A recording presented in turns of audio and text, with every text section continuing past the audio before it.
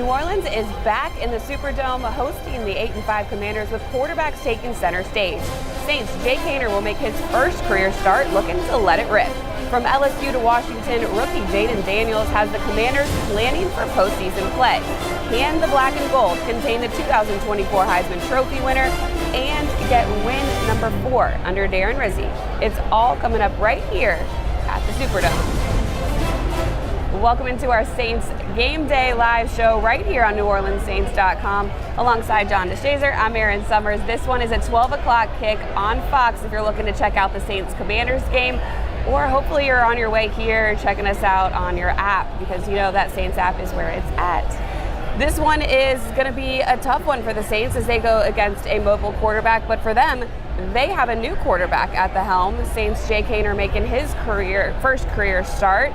JD, he's had all week to practice with the first teamers. What are we expecting from him here today?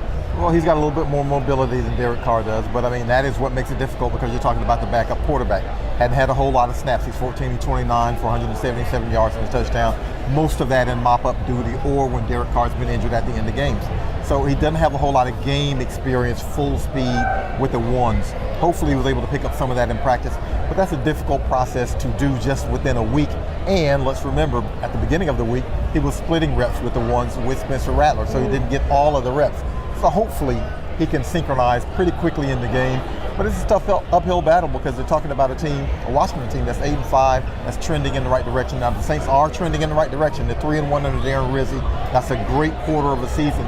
If they can continue it, they can keep their playoff hopes alive. But it's a tall task when you ask your number 2 quarterback to come in for the starter and pick up against a team that's rambling toward the playoffs. I think for either quarterback that came in, though, having the offensive line healthier is going to be a big key for their success, and also for the Saints to establish that run game.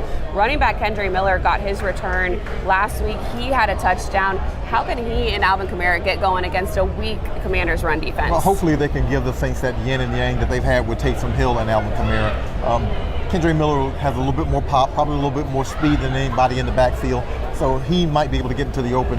He might be able to take it 60, 65 yards if that opportunity presents itself.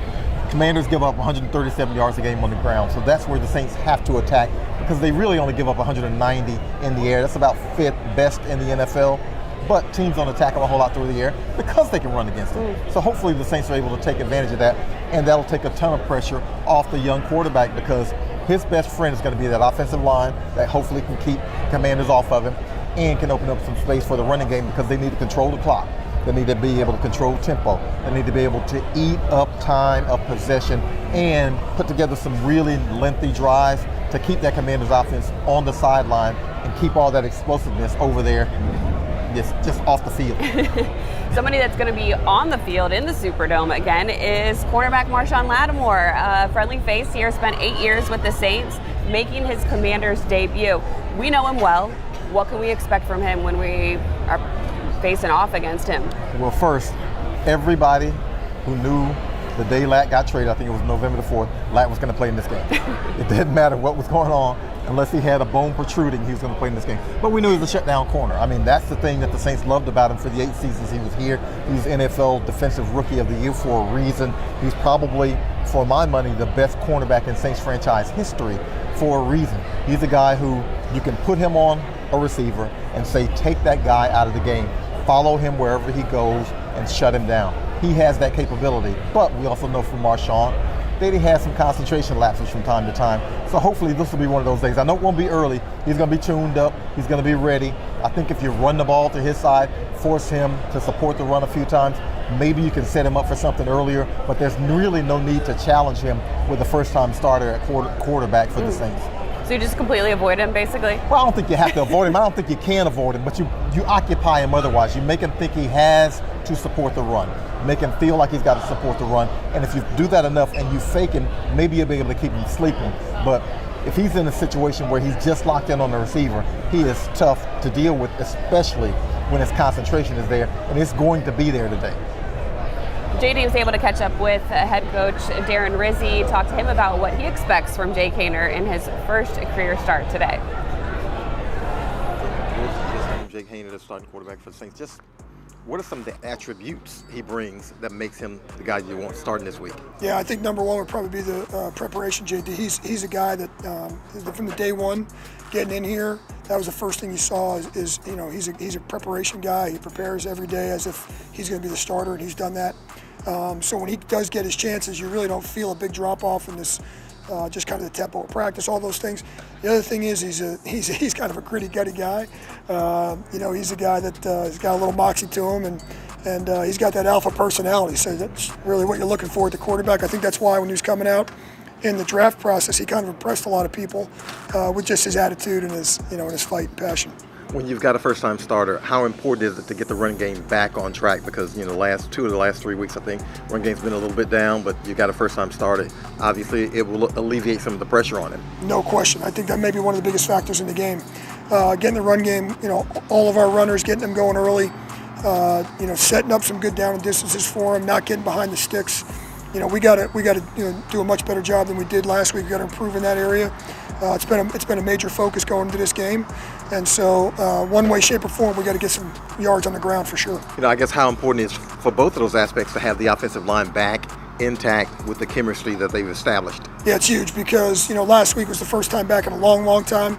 Wasn't really the result we were looking for in that aspect of the game. So hopefully, after a full week together, getting back at it, we have a better result this week. Washington's offense, obviously, we know about the rookie quarterback, Jaden Daniels. What does he add to that offense? Because they were 4-13 last year, 8-5 this year. Seems to be a big flip for them. Huge flip. He's a creator. And not only can he make plays with his feet, when he's scrambling, but they have designed quarterback runs. He's done a great job getting outside the pocket, throwing the ball. He's kind of that point guard, if you will, at the quarterback position. So we got to do a great job. Listen, he's going to make some plays. I think eliminating the explosives, both his scrambles and deep passes, is going to be another huge part of the game. Defensively in some areas they've struggled, but they've got a familiar face back there in quarterback Marshawn Lattimore, former Saint for 8 seasons. Just what do you think he brings emotionally, because he's going to be jacked up a little bit? Yeah, it's going to be great to see Marshawn. It looks like he's going to play. I know he's definitely going to be fired up. It's a homecoming game for him, his first one. We know what kind of player he is, so we're going to do a great job attacking him the right way. One of the best man covers in the league.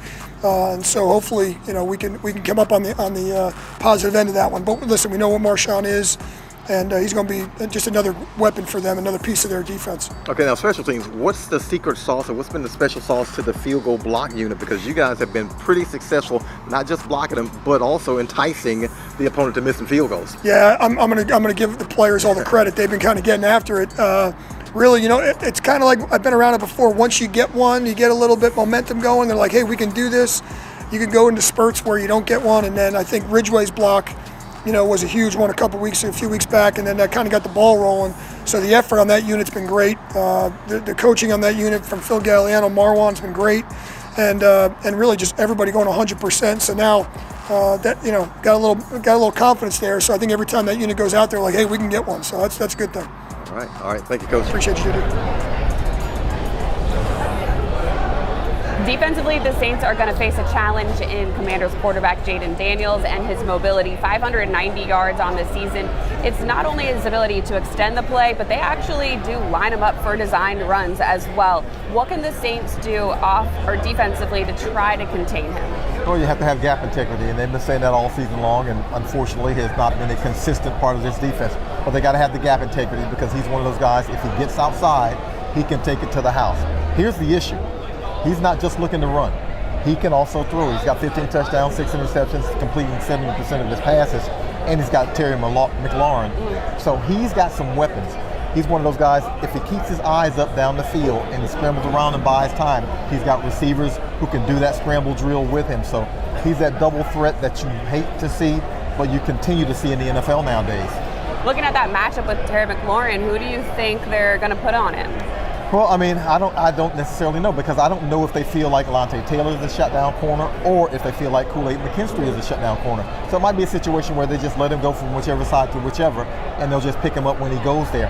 If there's going to be a guy who's going to travel with him, it would have to be Alontae Taylor, because he is the more veteran of the cornerbacks. He is probably the better player of the cornerbacks. So if they're going to go that route, when he's in man-to-man, it'll probably be against Alontae Taylor. But I just don't know necessarily if they're going to do a whole lot of that, because you expose yourself to some things, especially if Jaden Daniels is able to extend the play. Overall, the Commanders are third in the league in their run game. Defensively, the Saints have struggled in stopping the run, 25th in the league. What's the key? Well, I'll give the Saints this much credit. Now, last week it was mainly the quarterback, Drew Lock, that got them. Yeah. But otherwise, the running game against the running backs against the Giants and the running backs against Cleveland, they've been able to shut that down and slow that down. The problem with this is, obviously, Jaden Daniels, because you've got that dual threat. He can do some RPOs on you, or he can just take off. And when he loosens up the underbelly of the defense, that loosens it up for Brian Robinson to be able to run. So the Saints have a lot of things to have to guard against in this game, because Brian Robinson is a power running. Now, that's the good thing. They won't have to defend so much against the wiggles and those kinds of things. But he's a guy who can run over people. So again, gap integrity, and they've got to populate to the ball. They got to get this guy on the ground because he is strong. He'll run over people, he'll drag people, and this is something that the Saints don't need to happen in this game. There is a lot to look forward to in this one, and if you are coming out to the Dome, make sure you download the Saints app presented by Verizon. It is where you're going to be able to find everything that you need to know about navigating this newly renovated Superdome. You can click on Dome mode, and then you can also catch highlights of every play, big play, touchdowns, interceptions, anything that's happening in this Dome today. It is a must for Saints fans this season, so make sure if you're walking in here, you download that Saints app and you are checking in throughout the game. Looking at special teams in this one, it has been a wild phenomena with Darren Rizzi being the interim head coach. He's a special teams coordinator prior, and it just seems like there are big special teams plays every week, and I don't know the correlation, but there's something going on there. Why have the Saints had so much success in special teams lately? They put a lot of it. They put a lot into it, and Darren Rizzi is one of the premier special teams coordinators in the NFL, and so they're seeing the dividends. Now, some of this is, I don't want to say blind luck, but there's at least 6 field goals missed since Darren Rizzi took over that I can count. 2 of them blocks. Now, the blocks are by design. Those are great plays and great designs. Some of the misses have just been uncharacteristic. But you got to have some good fortune in this league, and unfortunately the Saints have had it go their way. But some of it is like, I don't know, Darren Rizzi's walking around with a rabbit's foot in his pocket or something because that's his unit, those are his guys, and he makes sure that those guys are ready and prepared, and they've been as prepared as a special teams unit can be.